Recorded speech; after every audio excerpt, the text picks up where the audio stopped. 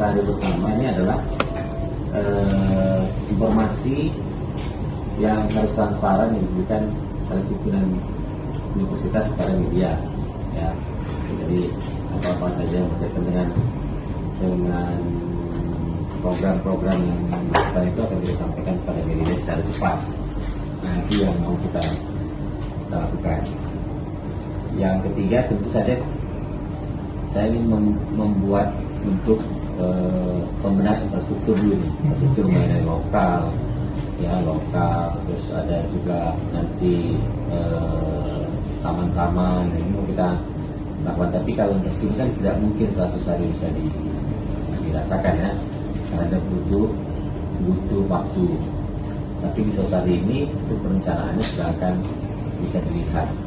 Nah, saya kira itu yang berkaitan dengan 100 hari. Maksud juga nanti penyusunan kampus kurikulum kampus Merdeka.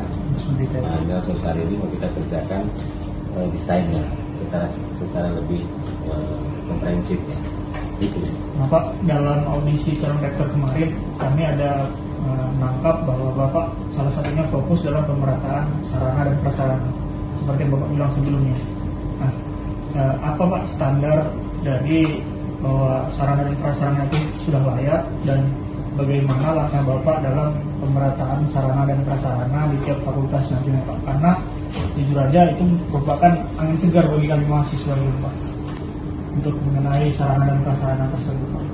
Ya, standarisasi nanti kita buat. Jadi nggak ada lagi fakultas yang baik sarananya, sementara ada fakultas lain yang tidak baik, nggak ada lagi. Jadi standarisasi, yang namanya standarisasi itu setiap fakultas akan sama, paling tidak memenuhi misalnya ruangan lokal yang memenuhi prinsip pembelajaran yang baik, ya.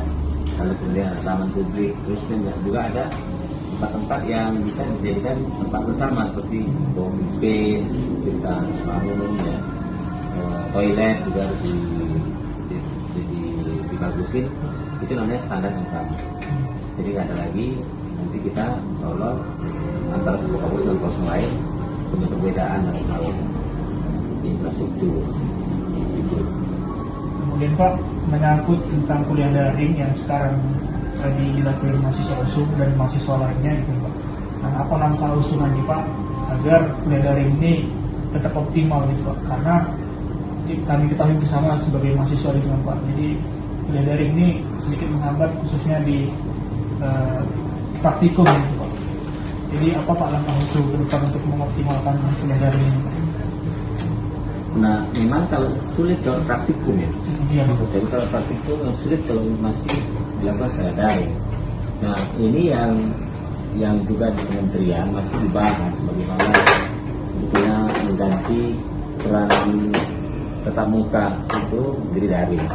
Tetapi sebelum ke sana, kuliah daring itu punya banyak persyaratan yang sebenarnya tidak mengurangi substansi dari pertemuan tatap muka, kecuali hanya seorang dosen lebih wise kalau dia ketemu sama mahasiswanya dan bisa melihat apakah mahasiswanya ini bisa dikontrol lah, mau memahami nggak apa yang dia sampaikan, apa yang disusun dalam suatu ruangan itu.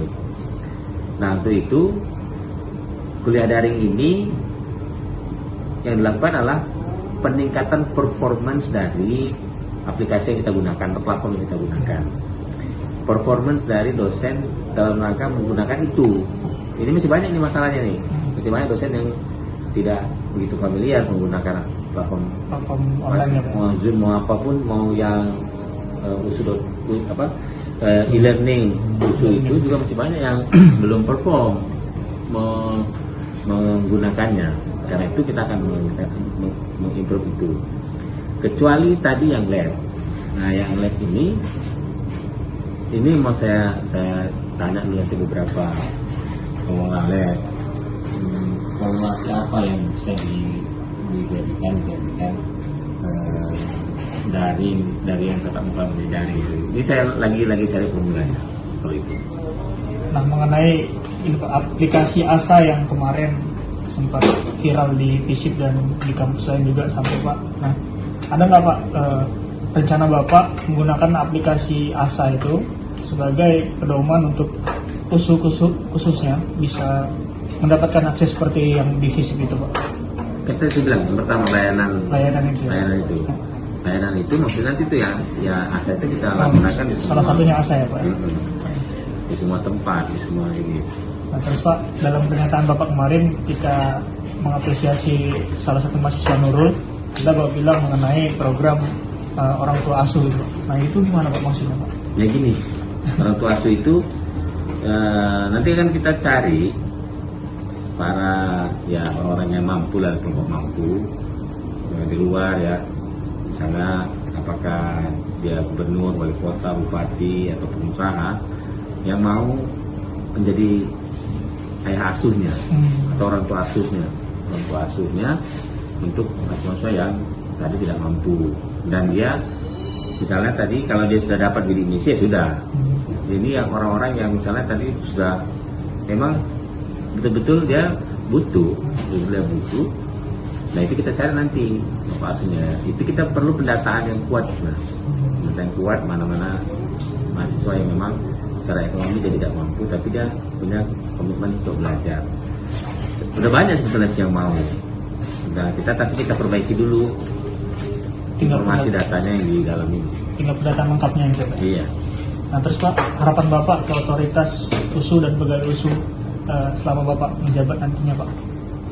Ya itu semua kan ya namanya bekerja harus ikhlas, harus sabar ya kan, terus punya motivasi yang tinggi karena ke depan ini tantangannya cukup berat, tapi kita harus juga menerapkan sistem reward and punishment. Nah ini yang mau kita berlakukan ini ya, untuk ke sana perlu waktu ya kita bisa minta 2 bulan pertama, 3 bulan pertama kita menyusun instrumen penilaiannya. Nah itu yang harapan kita ke seluruh tenaga pendidikan dan pimpinan lainnya. Berupa punishment atau penghargaan itu? Reward ya. Nah kemudian Pak, yang terakhir Pak, harapan dan nasihat Bapak kepada kami Pak selaku mahasiswa USU. Ya gini, kan ke depan ini tantangannya cukup berat ya. Beratnya itu bukan hanya habis tamat terus kemudian harapan seorang orang tua pada mahasiswa itu adalah anaknya berguna dan tidak menjadi beban. Singkatnya, tamat kuliah anaknya terus bekerja. Itu kan harapannya kan. Jadi bukan bekerja dalam arti kerja di perusahaan terus punya jam kantor, tidak. Seorang orang tua itu cuma mengingat anaknya itu agar dia bisa tidak menjadi beban bagi dirinya dan bagi masyarakat. Karena untuk tidak menjadi beban maka seorang anak mahasiswa yang baru tamat itu ya harus bekerja. Untuk dapat pekerjaan tantangannya berat sekarang ini. Makanya ya tetap saja rajin untuk mengolah diri sendiri ya melalui proses pembelajaran. Karena belajar itu bukan hanya di kelas. Belajar itu macam-macam. Ya bukan hanya kita ini bukan hanya dibutuhkan pintar, tapi dibutuhkan sebenarnya percayaan. Orang yang percaya punya komitmen, punya kemandirian itu lebih baik ketimbang kepintaran. Ya, kan banyak itu. Kalau kalian pernah lihat itu orang pintar itu terima di perusahaan itu urutannya berapa? Kalau nggak salah 17. Dari semua perusahaan Google dan macam-macam itu, dekakon itu. Pegawainya itu orang yang berhasil itu pintarnya itu hanya nomor 17. Yang pertama dia dipercaya, yang kedua pandai menyampaikan gagasan atau berkomunikasi, ya gitu. Bahkan nggak penting lagi sarjana sama orang itu. Nah, itu kan tantangan. Makanya ya mahasiswa ini paling penting adalah belajar tetap ya, punya komitmen, punya prinsip. Saya kira itu menjadi satu penolong bagi kami. Itu pesan saya.